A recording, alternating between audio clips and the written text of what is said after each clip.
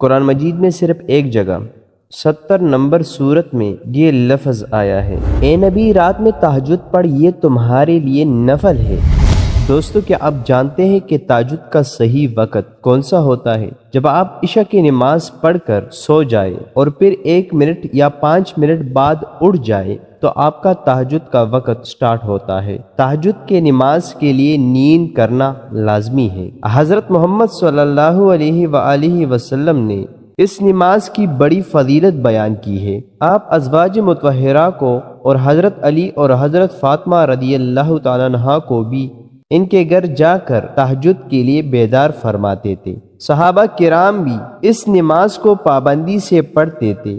آپ نے مسجد نبوی میں اس کے لیے ایک جگہ محسوس کر دی تھی۔ رمضان شریف میں ایک دفعہ آپ صلی اللہ علیہ وسلم نے صحابہ کو تہجد کی نماز جماعت سے پڑھائی۔ دوسری شب اور زیادہ آدمی جمع ہو گئے اور تیسری شب اس سے بھی زیادہ، تو پھر آپ صلی اللہ علیہ وسلم تشریف نہ لائے کہ کہیں لوگ اس نماز کو بھی فرض نہ سمجھنے لگے۔ حالانکہ تہجد کی نماز فقط سنت ہے، یہ نماز گھر اور مسجد دونوں میں پڑھی جا سکتی ہے۔ رسول اللہ صلی اللہ علیہ وسلم نے تہجد کی نماز میں 2 رکعت بھی پڑھی، 4 بھی اور 8 بھی اور 12 بھی۔ تہجد کا وقت: فرض عشاء پڑھنے کے بعد سو رہے، پھر شب میں طلوع صبح سے پہلے جس وقت آنکھ کھلے وہی تہجد کا وقت ہے۔ وضو کر کے کم از کم 2 رکعت پڑھ لے، تہجد ہوگی، اور سنت 8 رکعتیں ہیں اور معمولی مشائخ 12 رکعت۔ قرات کا اختیار ہے، جو چاہے پڑھے،